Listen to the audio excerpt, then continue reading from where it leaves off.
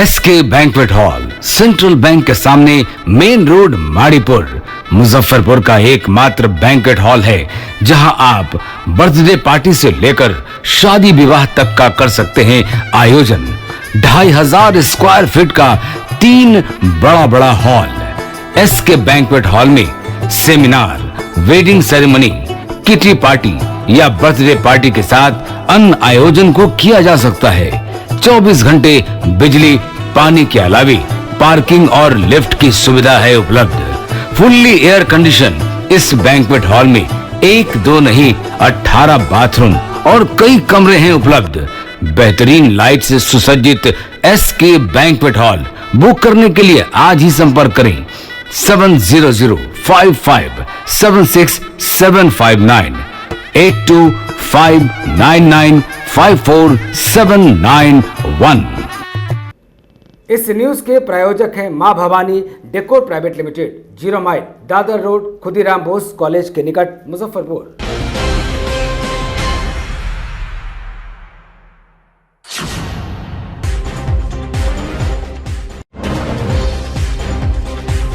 अनियंत्रित कार की चपेट में आ गए करीब 2 दर्जन श्रद्धालु, कई की हालत गंभीर। सभी पूजा कार्यक्रम में होने जा रहे थे शामिल।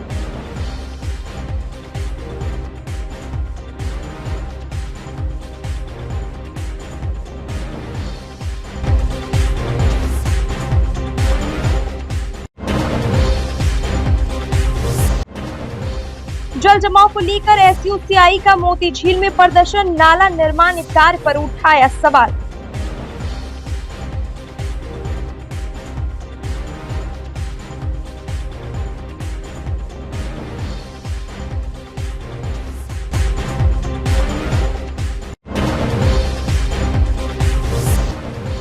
और चांद दिखते लोगों ने एक दूसरे को दी ईद की मुबारकबाद। बाजार में उमड़ पड़ी खरीदारों की भीड़।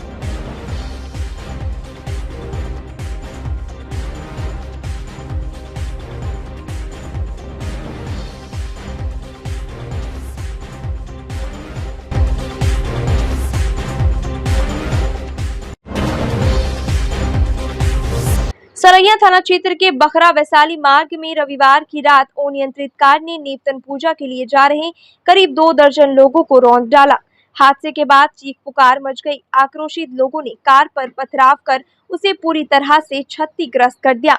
मौके पर जुटे स्थानीय लोगों की मदद से घायलों को सीएचसी सरैया एवं निजी अस्पतालों में भर्ती कराकर उपचार कराया गया, जहां से करीब 1 दर्जन घायलों को एसकेएमसीएच रेफर कर दिया गया।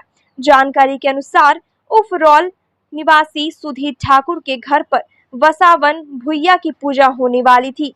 पूजा को लेकर रात करीब 10 बजे से नेपतन के लिए भगत की पूरी टीम के साथ गाना बजाना करते हुए महिलाएं और पुरुष गांव में जा रहे थे। अचानक भक्तिमय माहौल चीख पुकार में तब्दील हो गई, जब वैशाली की तरफ से आ रही एक तेज रफ्तार कार अचानक अनियंत्रित होकर भीड़ में घुस गई। जब तक किसी को कुछ समझ में आता, कार सभी को कुचलते हुए गड्ढे में चली गई। हादसे के समय कार में चालक सहित 2 लोग सवार थे। वे दोनों भी हादसे में घायल हो गए। उन्हें भी इलाज के लिए भर्ती कराया गया, जहां कार सरैया थाना क्षेत्र के बखना नूनफर टोला की बताई जा रही है। स्थानीय समाज सेवी विजय कुमार यादव और मुखिया पति लाल बिहारी महतो ने बताया कि हादसे में सुधीर ठाकुर की भाभी उर्मिला देवी, पुत्र अभिषेक ठाकुर, पौत्र मुन्ना कुमार, बैद्यनाथ ठाकुर की पत्नी, अशोक बैठा की पत्नी, दिनेश बैठा की पत्नी, दिनेश राम की पत्नी, गब्बर राम की पत्नी, मनरिया सहित पूजा कराने वाले भगत की पूरी टीम के सभी सदस्य सहित 20 से अधिक लोग घायल हैं। स्थानीय लोगों के सहयोग से सरैया पुलिस घायलों को अस्पताल पहुंचाई। घटना ये भेलैया भुइयावा के देवता न लगिया पूजा है, उ हमनी देखे गेल ललिया। अब 2-4 चक्का ओने से गाड़ी आइला, कतना आदमी के मार के ठोकल, बस चढ़ा जाए के ओ दलिया, बस कतना में घट गई हल्ला नहीं गया। भगत वो सब माने घबाई गेलै, भगत मनरिया सब घबाई गेलै। गाड़ी उलट देलै, हत्ता बना में फोड़ फाड़ देलै छै। गाड़ी उलट गेलै। गाड़ी के चलाबै छलै? औरत। हां, एगो मर्द बैठल रहलै, औरत गाड़ी रहलै। कोन गांव में पूजा रहलै? ओपरा उलकोलुआ। गांव के कई गो लोग घायल हो गए? बहुत आदमी है। वो हमर पति के है अपनी तो हम सब हमरे गांव के सब यहाँ ले चले सब कितना आदमी तो सरंगे में ही अखनी हवन बाबा की पूजा हो रहा था और न्यूटन हो रहा था। वहाँ पे बहुत सारा भीड़ था। एक गाड़ी आया और सबको मार के चला गया। कितना लोग जख्मी हुए? लगभग जख्मी बहुत 50 आदमी के आसपास जख्मी है। कौन सा गांव है? गांव उपरौल हुआ, थाना सरैया, जिला मुजफ्फरपुर। कितने बजे की घटना है? घटना लगभग 9 साढ़े 9 बजे की है। कितने लोग घायल हैं? लगभग 50 लोग घायल हैं। इसमें गंभीर कितना लोग हैं? गंभीर 5 से 6 आदमी बहुत ज्यादा गंभीर हो। थाना कौन सा पड़ेगा? सरैया थाना है। क्या नाम हुआ आपका? राहुल कुमार। कौन सा गाड़ी था? गाड़ी 4 चक्का था सर, उतना देख नहीं पाया, भीड़ में भक्तर में नहीं देख पाया। उसमें जो लोग थे वो लोग भी घायल हुए हैं? इसका ड्राइवर भी पूरा सा घायल है। जल जमाव के खिलाफ SUCI कम्युनिस्ट पार्टी ने सोमवार को मोती झील सड़क पर पानी में खड़े होकर जमकर प्रदर्शन किया और नारेबाजी भी की। साथ ही नगर निगम कार्यालय पहुंच नगर आयुक्त को 4 सूत्री मांग पत्र भी सौंपा। पार्टी के नगर कमेटी सचिव अरविंद कुमार ने कहा कि मुजफ्फरपुर नगर निगम के रवैये से आम जनता लंबे दिनों से त्रस्त है। स्मार्ट सिटी के तहत निर्माण एजेंसी सुरक्षा नियमों को ताक पर रख निर्माण कार्य चला रही है। पूरे शहर में बड़े बड़े गड्ढे खोदकर छोड़ दिए गए हैं। उन्होंने कहा कि मांगों की अनदेखी की गई तो आगे और तेज आंदोलन किया जाएगा। मौके पर जिला सचिव अर्जुन कुमार, जिला कमेटी सदस्य काशीनाथ शहनी सहित कई लोग मौजूद रहे।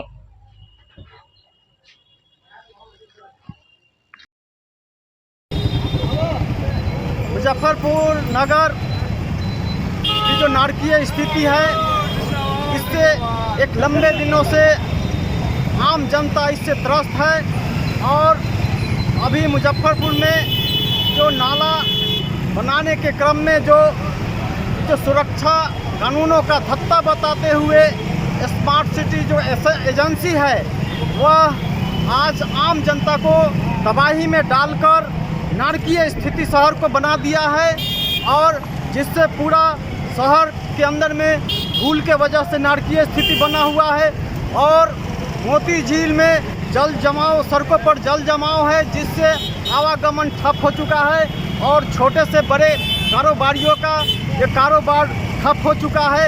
आम जनता एक भारी परेशानी, तबाही से जूझ रही है। और ये हमारे मुजफ्फरपुर नगर के जो प्रशासन है और इस पर ध्यान नहीं दे रही है। ये जो स्मार्ट सिटी का जो एजेंसी है, उस पर अविलंब कार्रवाई होनी चाहिए।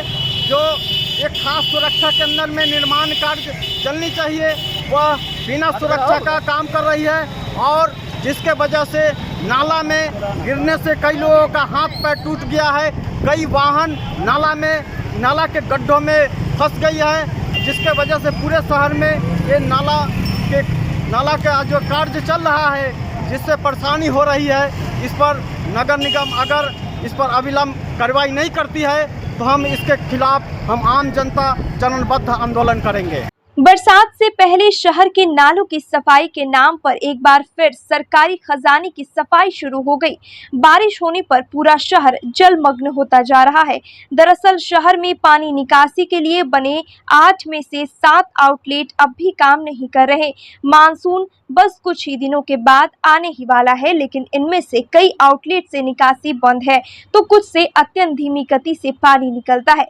ये नाले कहीं गाद, जलकुंभी और प्लास्टिक कचरे से पटे हैं तो कहीं लोगों ने अतिक्रमण कर लिया। ऐसे में इस बरसात में भी शहर डूबने की आशंका जताई जा रही है।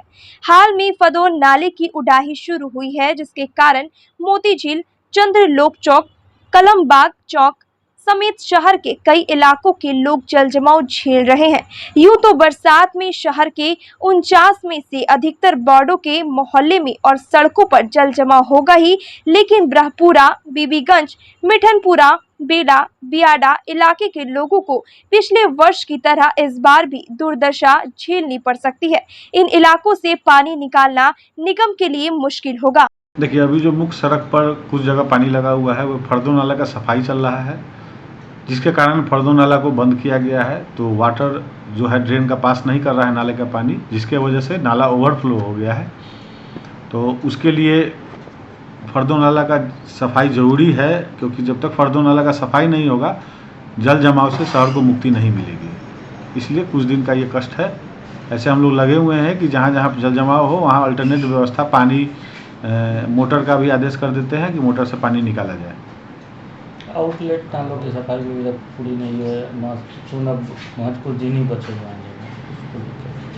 देखिए, जैसा हम बार बार कहते हैं कि नगर निगम एक एजेंसी नहीं है जो सिर्फ मुजफ्फरपुर में काम कर रही है।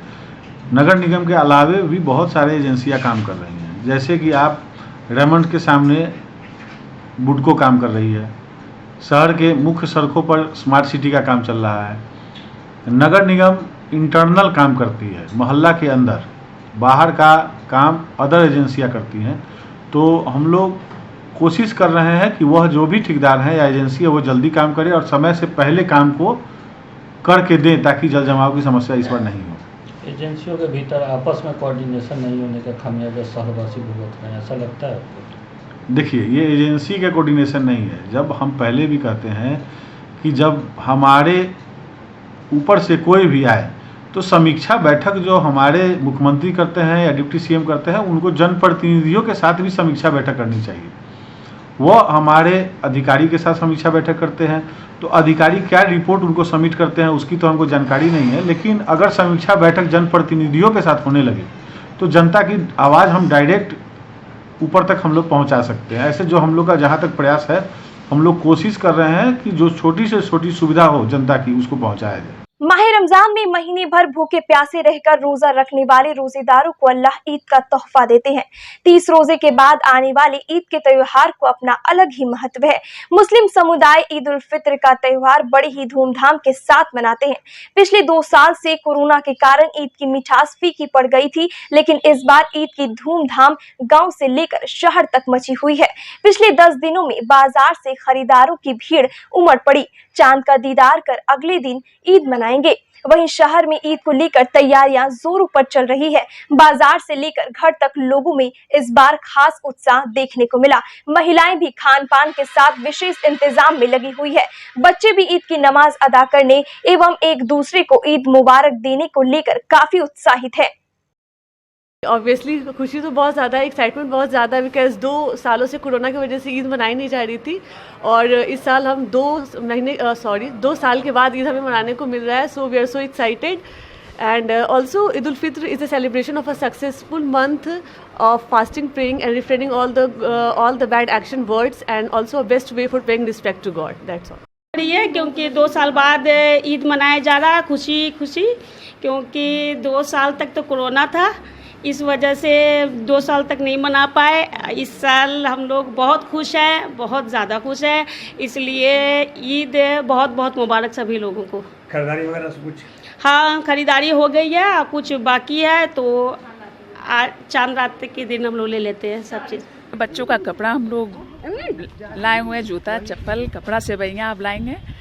ईद के रोज़ सेवई बनाएंगे और लोगों को अपने घर पे बुलाएंगे, दावत देंगे, गले गले मिलेंगे। और कितना इंतजार रहता है इस त्योहार का? बहुत ज़्यादा हम लोग को साल भर इंतज़ार देखते हैं। 30 रोज़ा रखने के बाद ईद का इंतज़ार हम लोग को रहता है, ईद मनाते हैं। बच्चों में भी खास उत्साह देखने को मिल रहा है। जी, बच्चों का वही कपड़ा उपड़ा लाए हैं, बच्चे लोग बहुत खुश हैं। तैयारी चल रही है अभी से ना? जी, सेवई बनेगा, ये दही बड़ा बनेगा और जर्दा बनेगा।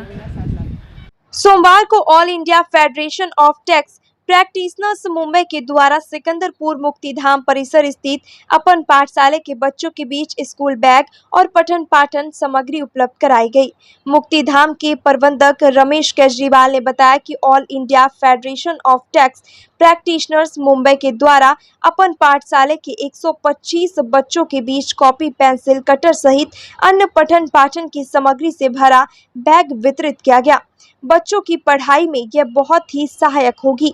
मौके पर ललित केजरीवाल, जयप्रकाश अग्रवाल, संजीव कुमार, आत्मा राम सुरेका, प्रदीप कुमार वर्मा, गोपाल तुलसियान और अपन पाठशाला के शिक्षक सुमित कुमार सहित काफी संख्या में लोग मौजूद रहे। बच्चों को बैग और कॉपी, कुछ बिस्कुट एवं इंस्ट्रूमेंट बॉक्स का डिस्ट्रीब्यूशन किया जा रहा है। ये संस्था है एक all India federation of tax practitioners, जो कि उसकी हेड ऑफिस मुंबई में है, और ये पूरे ऑल इंडिया की कमिटी है, हम लोगों की है, हम लोग उसके मेंबर्स हैं, और उनके द्वारा ये यहाँ पर मुजफ्फरपुर में मुक्ति धाम में जो ये कार्य बच्चों को पढ़ाया जा रहा है, और बच्चों की ये सुविधा को देखते हुए उन लोगों ने वहाँ से ये कोशिश की है कि इन लोगों को डिस्ट्रीब्यूशन किया जाए। और यहाँ प्रभावित होकर के सभी जितने भी गया से पटना से जो भी हमारे सदस्य हैं वो सभी लोग यहाँ पर आए हैं, और उन लोगों ने भी जो है इसको उत्साहवर्धन दिया है। और यहाँ पर सुमित जी पढ़ाते हैं और उनका भी उत्साहवर्धन किया है, और बहुत ही अच्छी ये पाठशाला चल रही है, जो कि 1917 से चल रही है, 2017 से चल रही है। 2017 से ही ये पाठशाला चल रही है, और जिसमें कि गरीब से गरीब बच्चों की पढ़ाई होती है। Accurate multi services private limited की ओर से सोमवार को खबड़ा स्थित एक होटल में आयोजित गुरु शिक्षा सम्मान समारोह में विद्यार्थियों के हित में किए गए योगदान के लिए शहर के विभिन्न सरकारी एवं गैर सरकारी शिक्षण संस्थान, कॉलेज और कोचिंग के शिक्षकों को सम्मानित किया गया। डीएम प्रणव कुमार बिहार विश्वविद्यालय के प्रॉक्टर्स है, डीएसडब्ल्यू अजित कुमार, एमडीडीएम कॉलेज की प्राचार्य कनुप्रिया, लॉ कॉलेज के प्राचार्य जयंत कुमार, डीईओ अब्दुल सलाम अंसारी एवं वरिष्ठ पत्रकार रविंद्र कुमार सिंह ने दीप प्रज्वलित कर कार्यक्रम का शुभारंभ किया। जिलाधिकारी ने आयोजकों की प्रशंसा करते हुए सभी सम्मानित शिक्षकों को शुभकामनाएं दी।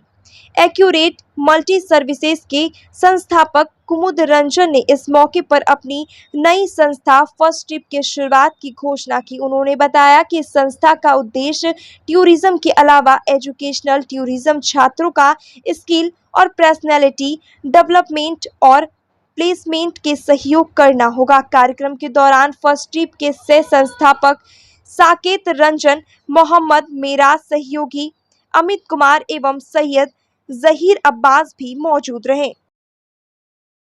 संस्था जो है एक्यूरेट मल्टी सर्विसेज जो है, हम लोग जो है बच्चे को जो है काउंसलिंग के लिए ये करते हैं, काउंसलिंग में मदद करते हैं। जो बच्चे गरीब तबके के होते हैं उन बच्चों को भी पढ़ाई के लिए जहाँ तक होता है हम लोग चाहते हैं कि वो बच्चे भी पढ़ाई करें, और उसमें हम मदद करते हैं उनकी।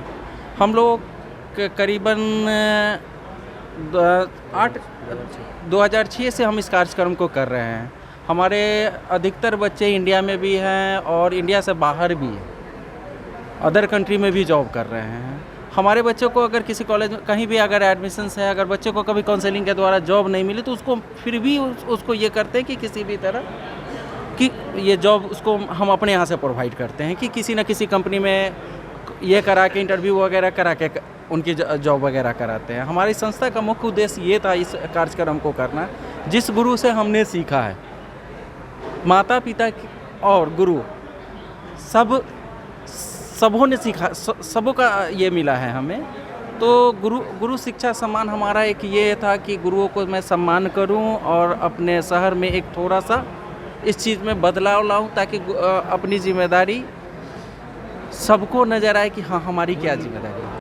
यही था कि वैसे शिक्षकगण जो पिछले कई वर्षों से हमारे यहाँ के छात्रों का निरंतर मार्गदर्शन करते रहे हैं, उनका आज तक किसी ने सम्मान किया ही नहीं। और ये जो हमारी शाखा है, जो संस्था है एक्यूरेट मल्टी सर्विसेज, हम मुजफ्फरपुर में भी हैं, हम दुर्गापुर वेस्ट बंगाल में भी हैं। ये पिछले 16 वर्षों से इस क्षेत्र में काम कर रही है, और अब तक हमने तकरीबन 8000 से ज़्यादा छात्रों का मार्गदर्शन किया है। हमारी संस्था ने, हमने क्या, हमारी संस्था ने। और वो आज ऊंची जगहों पे काम कर रहे हैं, बड़ी बड़ी कंपनियों में काम कर रहे हैं, अच्छे जगह अच्छे पोस्ट पे हैं। फिर हमने ये सोचा कि आज जिस मुकाम पे हम हैं उसके पीछे सबसे बड़ा श्रेय इन छात्रों का जा रहा है, और इन छात्रों ने कहीं ना कहीं जिस गुरु से पढ़ा है वो इस की बुनियाद के हकदार हैं, तो उनका सम्मान किया जाए। और इसके लिए हमने ये आयोजन किया, और इस आयोजन के साथ हमने अपना फर्स्ट ट्रिप एक नई संस्था को लॉन्च किया, जिसका मुख्य उद्देश्य ही यही है कि वैसे छात्र, चूँकि हम बिहार में हैं, हम ऐसे क्षेत्र में हैं जहाँ पे इंडस्ट्री नहीं है, बहुत सी समस्याएं हैं। बच्चे थ्योरेटिकल नॉलेज तो ले लेते हैं, प्रैक्टिकल नॉलेज के अभाव के कारण वो अच्छी जगहों पे पहुंच नहीं पाते हैं। तो हमारा मकसद था कि हम एक ऐसा ऑर्गेनाइजेशन लेके आए जो बच्चों का मार्गदर्शन करे। अब फर्स्ट ट्रिप का काम है कि वो बच्चों का मार्गदर्शन कुछ इस प्रकार से करेगी कि उनको इंडस्ट्रियल विजिट ऑर्गेनाइज करवाएगी, उनके लिए उनका स्किल डेवलपमेंट करवाएगी, उनके लिए पर्सनालिटी डेवलपमेंट प्रोग्राम करवाएगी, उनके लिए इंटर्नशिप ऑर्गेनाइज करवाएगी और उनका तब तक साथ नहीं छोड़ेगी जब तक कि वो किसी अच्छे नौकरी को नहीं पा लेते हैं। सोमवार को एसकेजे लॉ कॉलेज में इंटरनेशनल काउंसिलिंग ऑफ ज्यूरीज के अध्यक्ष आशीष अग्रवाल के द्वारा मोट कोर्ट निबंध लेखन प्रतियोगिता और वाद विवाद प्रतियोगिता के विजेताओं को पुरस्कार देकर सम्मानित किया गया। इस सम्मान समारोह का शुभारंभ ऑल इंडिया बार एसोसिएशन के सदस्य, कॉलेज के प्रिंसिपल और डायरेक्टर ने संयुक्त रूप से दीप प्रज्वलित कर किया। इस दौरान कॉलेज के शिक्षक और शिक्षकेतर कर्मचारी भी मौजूद रहे। इंटरनेशनल काउंसिलिंग ऑफ ज्यूरीज के अध्यक्ष आदेश अग्रवाल ने बताया कि एसकेजे लॉ कॉलेज बिहार में अधिवक्ताओं की नई पीढ़ी तैयार कर रहा है। यहाँ के छात्र छात्राएं देश विदेश में कानूनी क्षेत्र में नाम कमा रहे हैं। बिहार के छात्र छात्राओं में प्रतिभा की कोई कमी नहीं है। आज जो इस कॉलेज में जो मूड कोर्ट कंपटीशन था, उनको बच्चों को प्राइज देने के लिए और इंटरनेशनल काउंसिल ऑफ ज्यूरिस्ट की तरफ से जो हैं, जो स्टूडेंट्स और जो इस कॉलेज के डायरेक्टर हैं, उनको सम्मानित करने के लिए और ये देखने के लिए कि एलपी शाही जी द्वारा स्थापित किया गया लॉ कॉलेज आज कितना बढ़ रहा है, कितना काम कर रहा है। और यहाँ की बार काउंसिल के मेंबर उमेश जी, अध्यक्ष जी, ये तो बार यहाँ पर बहुत अच्छा इनसे डिस्कस हुआ। यहाँ पर बार एसोसिएशन बहुत अच्छा काम कर रही है। ये लॉ कॉलेज बिहार के बहुत ही अच्छे लॉ कॉलेज में से एक है, जिसमें इतनी बढ़िया जो है पढ़ाई होती है, इतना बढ़िया इंफ्रास्ट्रक्चर है, इतनी बढ़िया लाइब्रेरी है, टीचर्स हैं, बच्चों के लिए, लड़कियों के लिए भी अलग जो है हॉस्टल हैं, टीचर्स के लिए। नहीं तो डिस्ट्रिक्ट हेडक्वार्टर्स पे हमने कहीं नहीं देखा कि टीचर्स के लिए भी रेजिडेंस प्रोवाइड करे जाते हों। जो विलेज के अंदर कॉलेजेज हैं, यूनिवर्सिटीज़ हैं, उनके अंदर टीचर्स के लिए भी हाउस प्रोवाइड होते हैं, परंतु ये डिस्ट्रिक्ट हेडक्वार्टर, बड़ा डिस्ट्रिक्ट हेडक्वार्टर बिहार का होने के बावजूद यहाँ पर बहुत ही जो टीचर्स का भी ख्याल करा जाता है, स्टूडेंट्स का भी करा जाता है। और मैं हमेशा कहता हूँ कि बिहार का स्टूडेंट सबसे ज़्यादा इंटेलिजेंट है। पहले इंडिपेंडेंस के टाइम जो मद्रास के और वेस्ट बंगाल के जो स्टूडेंट्स जो हैं सारे आईएएस वगैरह में जाते थे, आज सबसे ज़्यादा बिहार का स्टूडेंट जो है यंग, वो हमारे नेशनल जो हमारी एडमिनिस्ट्रेटिव सर्विस हैं उनके अंदर आता है, क्योंकि यहाँ के खून में ही एक अच्छी नॉलेज बच्चों में यहाँ जो पैदा हुआ है वही राइज करता है। बिहार का बच्चा, जैसे मैंने कहा, एक कुछ जगह होती हैं जैसे यूपी में, जहाँ ये हमारे वहाँ सबसे ज़्यादा, मैं यूपी का एडिशनल एडवोकेट जनरल रहा हूँ, तो एक डिस्ट्रिक्ट है वहाँ तासीर है कि वहाँ सबसे ज़्यादा जजेज पैदा होते हैं। हरियाणा यूपी जुडिशरी में तो इस तरीके से जो बच्चों को जब अच्छे पढ़ाई का मौका मिलता है, अपॉर्चुनिटी मिलती है, मैं हमेशा कहता हूँ कि जो बच्चा बिहार का नॉर्मल वे में बिहार में रह गया, वो राइज होने में उसे दिक्कत होती है, पर उसको प्रॉपर कोचिंग मिल जाती है। जब वो बच्चा आईएएस के लिए इलाहाबाद चला जाता है, कलकत्ता चला जाता है, जमशेदपुर चला जाता है, दिल्ली चला जाता है, तो वो बच्चा आईएएस बन के ही निकलता है। तो यहाँ अपॉर्चुनिटी है इस कॉलेज में, बच्चों को प्रॉपर गाइडेंस मिल रही है, उनके पास प्रॉपर फैसिलिटी हैं, इस कारण से बच्चों का यहाँ का फ्यूचर बहुत अच्छा है। जिले के 3 और बच्चों में एईएस की पुष्टि हुई है। ये बच्चे औराई, बोछा और अहियारपुर के रहने वाले हैं। एईएस की पुष्टि होने के बाद सभी बच्चों का इलाज एसकेएमसीएच के पीकू वार्ड में चल रहा है। जिन बच्चों में एईएस की पुष्टि हुई है उनमें बौछा के 6 वर्ष के मोहम्मद बिलाल, अहियारपुर के 2 वर्ष के मोहम्मद फवाद आलम और ओराई के 8 वर्ष के त्रिनेंद्र कुमार शामिल है। तीनों ही बच्चों को 28 तारीख को एसकेएमसीएच में भर्ती किया गया था। जांच के बाद शुक्रवार में इनमें एईएस की पुष्टि हुई है। एसकेएमसीएच में इन तीनों के अलावा अभी एईएस की संधि कोई बच्चा भर्ती नहीं है। तीनों बच्चों में एईएस होने का कारण हाइपोग्लाइसीमिया बताया गया। एसकेएमसीएच में अब तक 24 बच्चे में एईएस की पुष्टि हो चुकी है। जिलाधिकारी प्रणव कुमार ने लोगों से अपील करते हुए कहा कि छोटे बच्चों का इस गर्मी से खास ख्याल रखें और अगर इनमें चमकी के लक्षण नजर आते हैं तो उन्हें तत्काल टिकट के स्वास्थ्य केंद्र पर ले जाएं। चमकी बुखार को लेकर के मैं पूरे ज़िले वासियों से अपील करना चाहता हूं कि ये महीने जो विशेष रूप से मई और जून के महीने होते हैं, इसमें प्रायः पिछले वर्षों के जो अनुभव रहे हैं, चमकी के काफ़ी मामले आते हैं और जो मुख्य रूप से प्रभावित लोग होते हैं वो बच्चे हैं और इनको समय पर चिकित्सा मिलना और इनको ये चमकी बुखार न हो, ये सारी व्यवस्था सुनिश्चित करने का लगातार प्रयास किया जा रहा है और प्रत्येक पंचायत में इसको लेकर जागरूकता के अभियान चलाए जा रहे हैं। उद्देश्य बड़ा स्पष्ट है कि ये महीने मुख्य रूप से गर्मी के होते हैं। बच्चों को यथासंभव धूप में न निकलने दिया जाए, बच्चों को कुछ न कुछ खिला करके ही सुलाया जाए। बच्चों को सुबह यदि जगने में लेट होता है तो तुरंत उसको देखना चाहिए कि बच्चे हमारे क्यों नहीं जग रहे हैं और यदि थोड़ा सा भी संदेह होता है कि बच्चों को कोई बुखार या चमकी के लक्षण या हाथ पैर में ऐंठन या कोई भी ऐसी स्थिति जो कि साधारण नहीं है, सामान्य नहीं है, तो पेरेंट्स को तुरंत ध्यान देना है और नज़दीकी प्राथमिक स्वास्थ्य केंद्र पर बिना समय जाया किए हुए ले जाना है।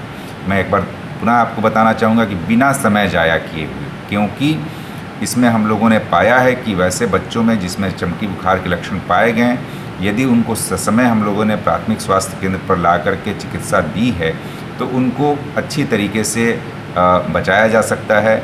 आवश्यकता होने पर उनको मेडिकल कॉलेज भेजा जाता है और नहीं तो प्राथमिक स्वास्थ्य केंद्र पर ही उनकी प्राथमिक चिकित्सा करके उन्हें ठीक कर दिया जाता है। तो यह आवश्यक है कि यदि कोई भी इस तरह के लक्षण मिलें तो तुरंत हम लोग नज़दीकी स्वास्थ्य केंद्र पर संपर्क करें। दूसरी बात यह है कि यह मामला आने ही नहीं दें और इसके लिए आवश्यक है, जैसा मैंने बताया, कि बच्चों को धूप में न निकलने दिया जाए, सड़ी गली या हवा में खुली हुई खाद्य सामग्री से परहेज किया जाए, रात में निश्चित रूप से कुछ खिलाकर सुलाया जाए, यथासंभव मीठा खिला करके सुलाया जाए और यह प्रयास किया जाए कि बच्चे गर्मी से दूर रहें। इसके बावजूद हम लोग पूरी तरह से तैयार हैं और सारी चिकित्सा व्यवस्था जो हमारी है, सभी लोगों को पूरी ट्रेनिंग दी जा चुकी है, सभी लोग तत्पर हैं। हर एक गांव में हमारे पदाधिकारी जा रहे हैं और लोगों को जागरूक करने का प्रयास कर रहे हैं। आप सभी लोगों के पास अपने नज़दीकी स्वास्थ्य केंद्र का, एएनएम दीदी का, आंगनबाड़ी सेविका का और आशा दीदी का नंबर आपके पास रहना चाहिए कि यदि आवश्यकता हो तो आप तुरंत संपर्क कर सकें। सरकार के स्तर पर यदि आप यह भी सुविधा दी गई है कि यदि आप किसी भी वाहन से अपने प्राथमिक स्वास्थ्य केंद्र पर आते हैं तो उस वाहन की राशि सरकार के द्वारा प्रतिपूर्ति की जाएगी। तो एक बार मैं पुनः अपील करना चाहता हूं कि चमकी बुखार को दूर भगाना है, मुजफ्फरपुर को इससे बचाना है और इसके लिए आप सभी का सहयोग, सभी की जागरूकता आवश्यक है। इसलिए आप लोग मिल करके, हम लोगों के साथ मिल करके चमकी बुखार को दूर भगाने में और इससे हम लोग इसको बिल्कुल इस साल ना आने दें और यदि केस आते भी हैं तो तुरंत हम उसे चिकित्सा करके ठीक कर सकें। इसमें आप सभी की भागीदारी अपेक्षित है। तिरहुत प्रमंडल के आयुक्त रहे मिहिर कुमार सिंह को जिला प्रशासन की ओर से सोमवार को विदाई दी गई। कमिश्नरी सभागार में आयोजित कार्यक्रम में डीएम प्रणव कुमार और एसएसपी जयंतकांत ने उन्हें प्रतीक चिन्ह सौंपा। मिहिर कुमार सिंह का ट्रांसफर पटना हो गया। वे पंचायती राज विभाग के सचिव बनाए गए हैं। विदाई समारोह में एडीएम, डीडीसी समेत कई अधिकारी मौजूद रहे। सबने उनके कार्यकाल की सराहना करते हुए उन्नत भविष्य की कामनाएं की। आयुक्त के सचिव वरुण कुमार ने बताया कि उनके 11 महीने का कार्यकाल बहुत ही अच्छा रहा है। कुछ फैसले तो बेहतरीन रहे। गार्ड ऑफ ऑनर लेने के साथ वे पटना के लिए पदस्थान कर गए। हाँ, वो 17 मई को सर का हुआ था 2021 में, और इतने दिन करीब 11 महीने कार्यकाल पूरा करने के बाद उनका स्थानांतरण हुआ है। प्रधान सचिव पंचायती राज विभाग में अपना योगदान देने के लिए आज यहाँ से उन्होंने अपने पदभार को त्यागा है और जाके आज वो वहाँ पे पदभार ग्रहण करेंगे। कार्यकाल काफ़ी अच्छा रहा, बहुत सारे लैंडमार्क डिसीजन हुए और काफ़ी स्मूथली जितने भी प्रोग्राम हुए स्टेट लेवल के वो भी काफ़ी स्मूथ रहा। तो इनका कार्यकाल कहा जाएगा काफ़ी सफल और गौरवपूर्ण रहा है। मन में कुछ करने की इच्छा हो तो कोई भी काम आसान हो जाता है। कुछ ऐसा ही दिखाया है मुजफ्फरपुर के एक युवा सुमित कुमार ने। जिस जगह लोग दिन में जाने से डरते हैं, वहां शाम में सुमित अपने 3 दोस्तों के साथ मिलकर शिक्षा की अलग गरीब बच्चों में जगा रहे हैं। हम बात कर रहे हैं शहर के सिकंदरपुर स्थित मुक्ति धाम की। इस इलाके के गरीब परिवार के बच्चे लाश पर से बताशा और फल चुनते थे, लेकिन आज वे 2 दूनी 4 पढ़ रहे हैं। ये सब मुमकिन हुआ है अपन पाठशाला की बदौलत। सुमित बताते हैं कि 2017 में एक परिचित की मौत हो गई थी। शव का दाह संस्कार करने मुक्ति धाम गए थे। उसी समय देखा कि किस तरह बच्चे लाश पर से बताशा और फल चुन रहे हैं। देखकर उनका दिल पसीज गया। पढ़ने लिखने और खेलने की उम्र में ये पेट के लिए मारामारी कर रहे थे। यहीं से उनके मन में जिज्ञासा जागी कि क्यों ना इन्हें साक्षर बनाया जाए। बस फिर क्या था, पहले तो 4-5 बच्चे आए, फिर धीरे धीरे एक कर 46 बच्चे जमा हो गए और इन्हें मुफ्त शिक्षा मिलने लगी। पहले तो काफी परेशानियों का सामना करना पड़ा। इन 5 सालों में बच्चों की संख्या 125 तक पहुंच गई। इन बच्चों को पढ़ता देख मन की संतुष्टि मिलती है। 5 दूना 10, 5 से 15, 5 चौका 20, 5 25, 5 छक 30, 5 सत्ते 35, 5 अठे 40, 5 नवा 45। 17 में हम यहाँ आए थे अपने मित्र के अतिथि के पार्थिव शरीर के साथ। तो यहाँ बच्चों को देखे, कुछ बच्चे पार्थिव शरीर पे घूमते थे या फिर कुछ बच्चे इधर उधर घूमते रहते थे। तो 3 घंटे जो पार्थिव शरीर जलते हैं, उस दौरान समय बिताने के लिए इन बच्चों से हमने पूछा कि क्या तुम लोग नहीं पढ़ते हो? तो कहा कि नहीं, हाँ सर, पढ़ लिख के क्यों होते, कुछ ना होते। तो हमने क्योंकि देखा है कि पढ़ाई का क्या महत्व है, तो हमने संकल्प लिया कि क्यों ना इन बच्चों को पढ़ाई का महत्व बताया जाए और पढ़कर क्या बन सकते हैं यह बताया जाए। तो 2017 से हमने इसकी शुरुआत की। 5 बच्चे, 10 बच्चे, 25 बच्चे। आज स्थिति यह है कि 130-35 का नामांकन है और 100 रोज बच्चे आते हैं पढ़ने के लिए। शुरू में बहुत सारी कठिनाइयों का सामना करना जी। कैसे उसको निपटे? एक तो सबसे बड़ा समस्या यह था कि इन बच्चों को बैठा पाना, क्योंकि आदत नहीं थी। तो और बच्चे जब आने लगे तो हमें खुशी में, क्योंकि हम खुद 14 किलोमीटर से आते हैं पढ़ाने के लिए, हमारे मित्र 14 किलोमीटर से आते हैं।